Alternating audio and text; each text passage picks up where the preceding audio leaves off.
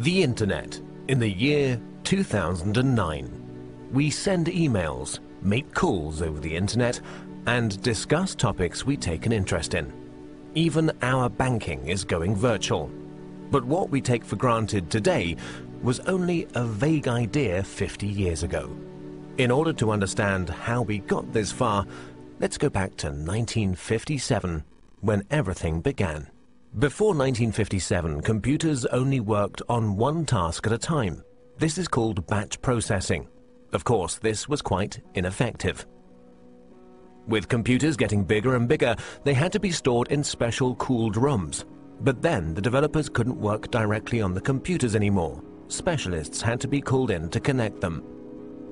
Programming at that time meant a lot of manual work, and the indirect connection to the computers led to a lot of bugs, wasting time and fraying the developers' nerves. The year 1957 marked a big change.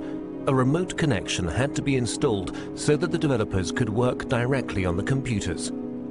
At the same time, the idea of time sharing came up. This is the first concept in computer technology to share the processing power of one computer with multiple users.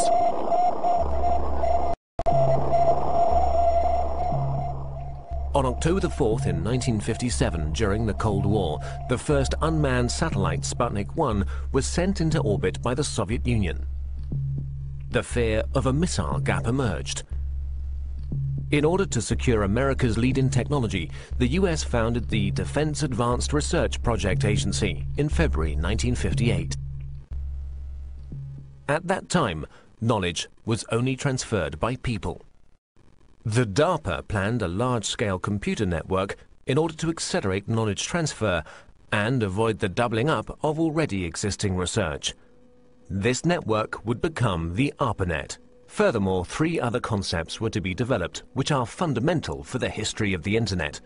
The concept of a military network by the RAND Corporation in America.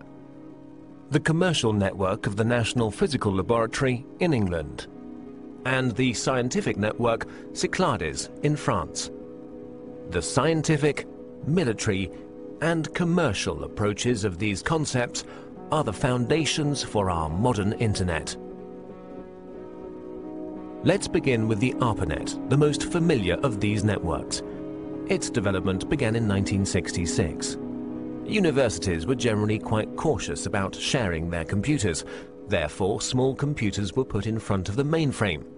This computer, the interface message processor, took over control of the network activities, while the mainframe was only in charge of the initialization of programs and data files. At the same time, the IMP also served as interface for the mainframe.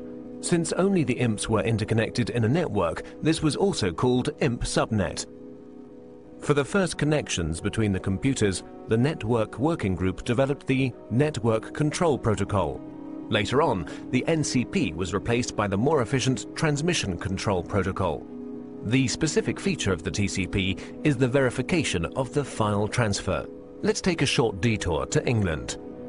Since the NPL network was designed on a commercial basis, a lot of users and file transfer were expected.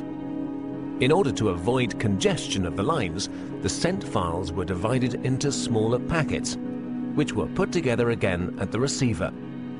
Packet switching was born.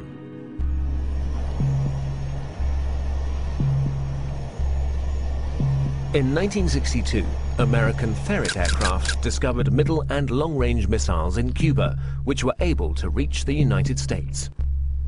This stoked fear of an atomic conflict.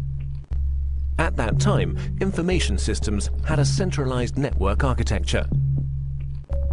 To avoid breakdown during an attack, a decentralized network architecture had to be developed, which, in case of loss of a node, would still be operative.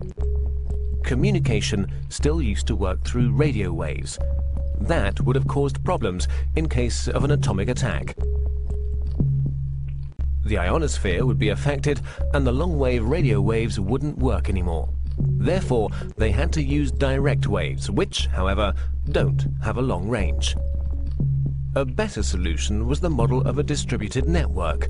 Thus, long distances could be covered with a minimum of interference. Another milestone followed with the development of the French network Cyclades. Since Cyclades had a far smaller budget than ARPANET, and thus also fewer nodes, the focus was laid on the communication with other networks. In this way, the term Internet was born. Moreover, Cyclades' concept went further than ARPA's and the MPL's. During communication between sender and receiver, the computers were not to intervene anymore, but simply serve as a transfer node.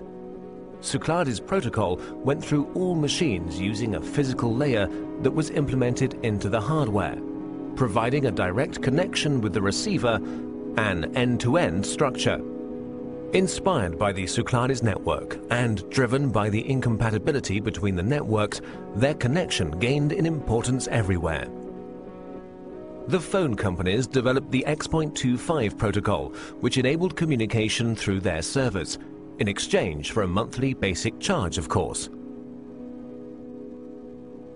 DARPA's transmission control protocol was to connect the computers through gateways. And the International Organization for Standardization designed the OSI reference model. The innovation of OSI was the attempt to standardize the network from its ends, and the channel's division into separate layers. Finally, the TCP assimilated the preferences of the OSI reference model and gave way to the TCP/IP protocol, a standard which guaranteed compatibility between networks, and finally merged them, creating the Internet. By February the 28th, 1990, the ARPANET hardware was removed, but the Internet was up and running.